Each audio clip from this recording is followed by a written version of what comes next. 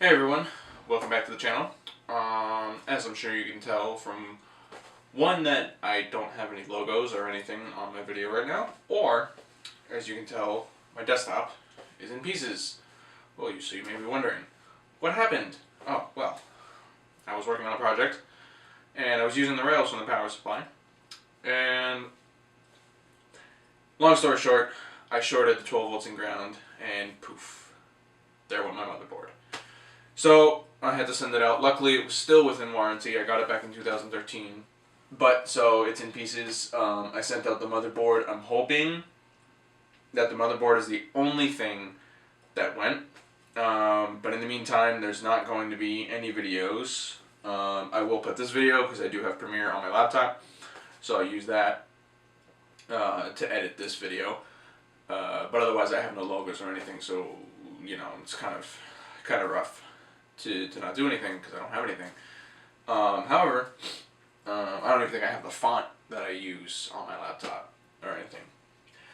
But besides that, I'm kind of going to go through steps you can take to troubleshoot your PC, and the steps that I took to troubleshoot to kind of make sure that the motherboard was the only thing. Sometimes a short can screw other things up. So let's kind of get into what you would do to troubleshoot. Alright, so essentially what happened was I went to turn on my computer again and it just wouldn't turn on after I shorted it. So I'm like, well, what do I do? Well, I go through the steps that you would go through to troubleshoot. So first thing I did was I tried a different power supply, because if the power supply went and that was all that went, then I was like, ah, fine, I'll just, I'll put my old one in, which, here's my spare one. This is what I had in here before my Seasonic X series. It's an X650. But so I took this out, unplugged everything except for, and I just plugged in the motherboard and the CPU.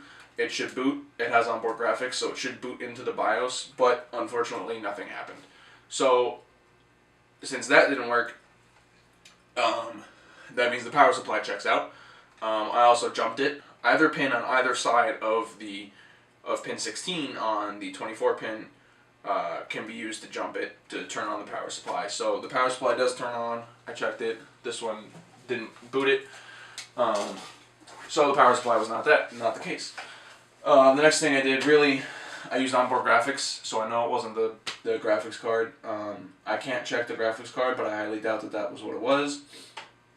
Obviously, if one of the things that went was the graphics card, I would be able to use onboard graphics to check if the graphics card went, but I couldn't boot at all, so I couldn't check that.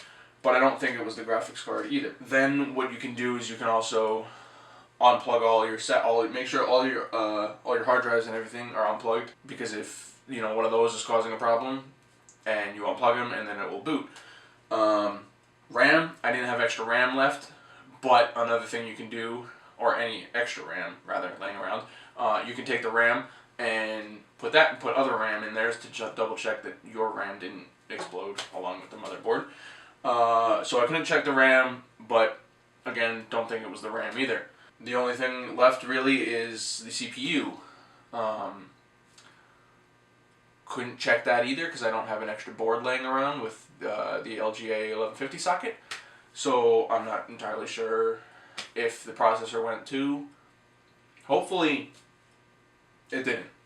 Obviously the way to check the processor is either put the processor on another board or take another processor and put it on this board. Or my board that I sent out already. But if either one of those, if it was just the processor that went, your system would obviously boot and then you'd be able to use it.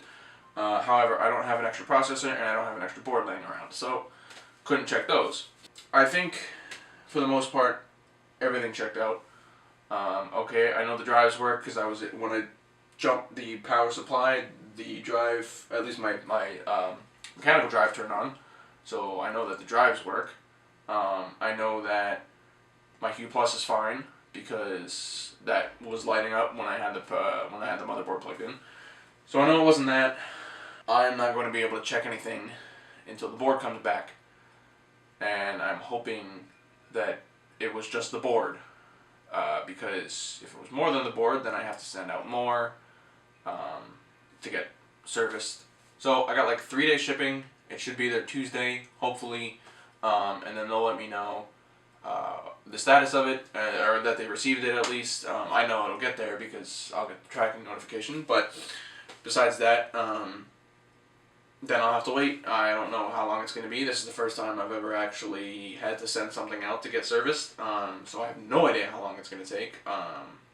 I personally like Asus. I think they have awesome products.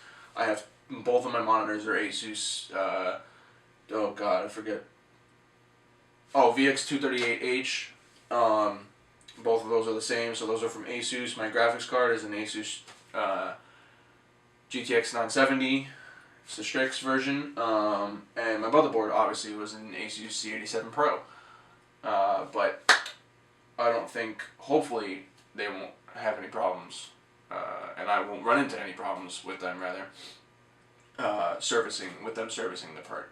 So that's pretty much it for this video. Again, unplug everything except the motherboard and the CPU if you're testing the board and the CPU. Use onboard graphics if you have it to double check. Make sure that the graphics card didn't go. If you could boot, check it. This way, that's a way you can check the onboard graphics, or not the onboard graphics. That's the way you can check your graphics card if you have onboard graphics. If you don't have onboard graphics, get another graphics card and try that out. And yeah, check your power supply. If you have an extra one or use a friend's, jump the power supply, pin 16 and 17 or 15 together, and the power supply will turn on. Also, if you have extra RAM laying around, or if a friend has a RAM, has a RAM. If a friend has a RAM. If you have extra RAM laying around, or a friend has RAM laying around, use that. Check the RAM. All that, that's pretty much it that I can recommend. If you have any questions about troubleshooting specifically, I can look it up, and if I do know it and I didn't mention it, I can tell you, because I'm sure I didn't mention everything. That's it for now. And again, if you have any comments, leave them down below. Questions, anything of that sort, down below. Subscribe to the channel. That'd be awesome. And hopefully I will see you soon, because it's going to be a while. This will probably be the only video that I'm going to do until I get the board back. And what I can do when I get the board back is I'm probably going to do how to put a system together, because I basically have to put it all back together. Minus putting the power supply in, but that's self-explanatory. If you can't put a power supply in, then I don't know what to tell you. But anyways, see you next time, guys. Thanks for watching.